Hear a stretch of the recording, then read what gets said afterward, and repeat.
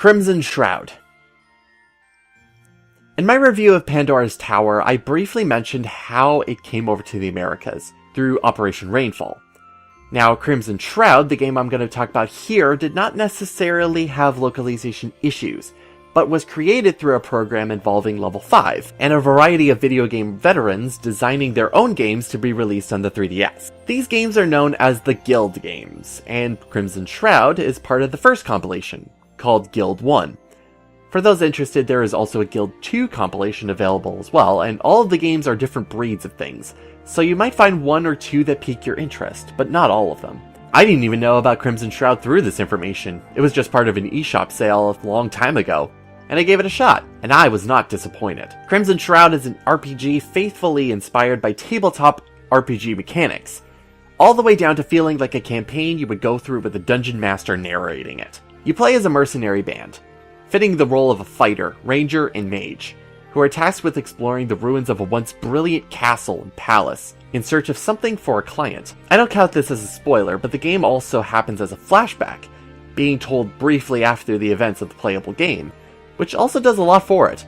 Not many games come to mind that do that kind of storytelling. The presentation is also very faithful to tabletop games, with very little animation to the characters due to them looking like figures themselves.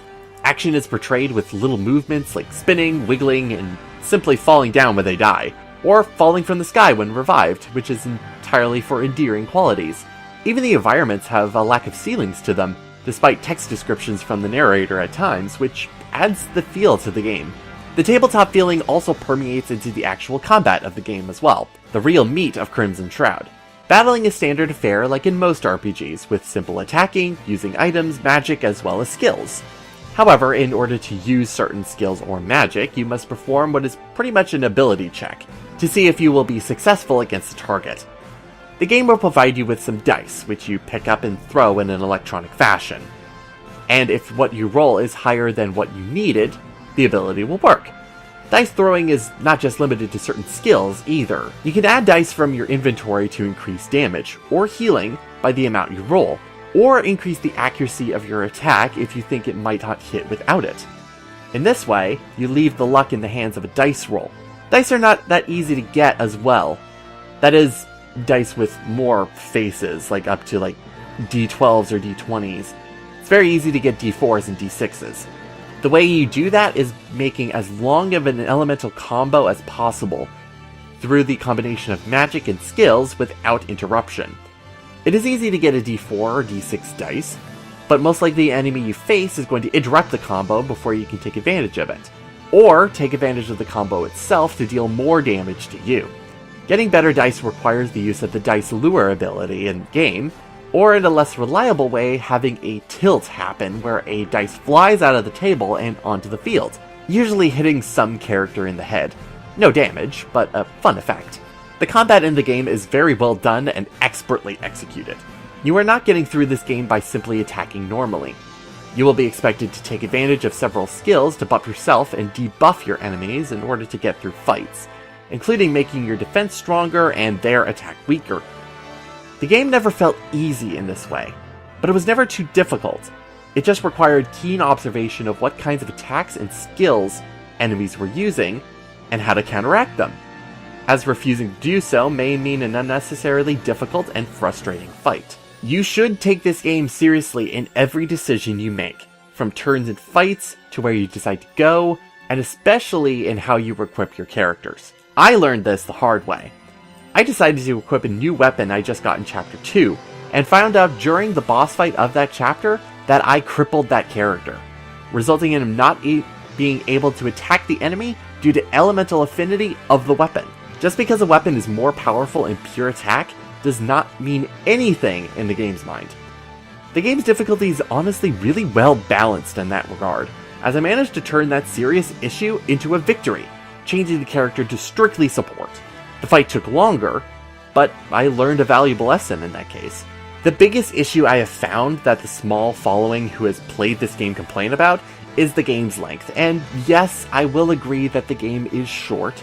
I would even go as far as saying that this game is a great proof of concept for a more fleshed out experience, with a greater story, as Crimson Shroud sets a strong foundation for it, But I will say this in Crimson Shroud's defense.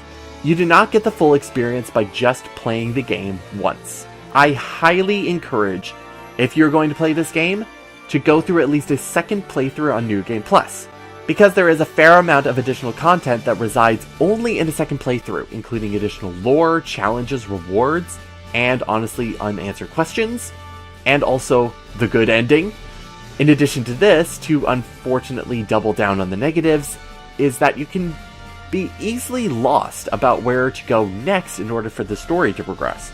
It is not enough to fight everything and go everywhere that is available to you. Sometimes a second look at an area where an event or fight happened is needed to find something new. The biggest grievance with this game, though, is that in order to progress through Chapter 2, you need to fight a group of enemies to drop a specific item you do not necessarily know you need. And in addition to that, you don't know where this item is needed either. Luckily, it only happens once to get through the main game, twice if you include new game content, but sometimes a few extra fights is not bad to have under your belt for new skills, abilities, and items.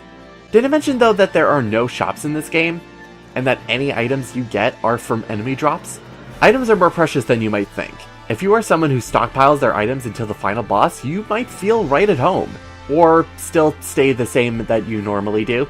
Not only is there the standard fare of restorative items, but also spellbooks that you can meld to your weapons and armor.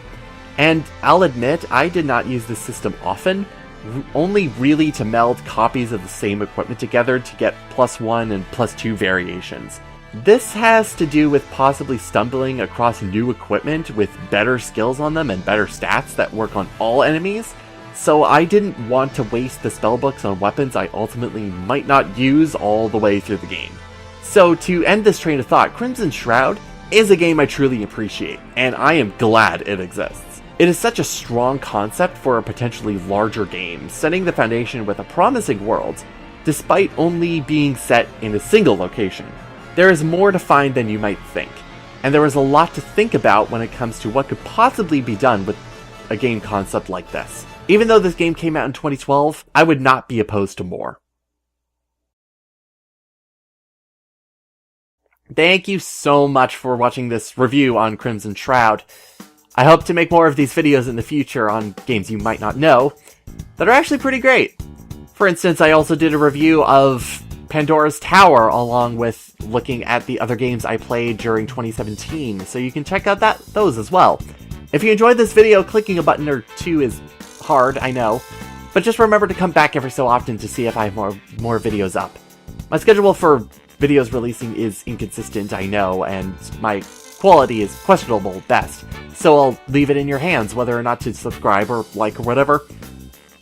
I'll keep trying with new things and continue to improve. That's all I can do. Take care, everyone.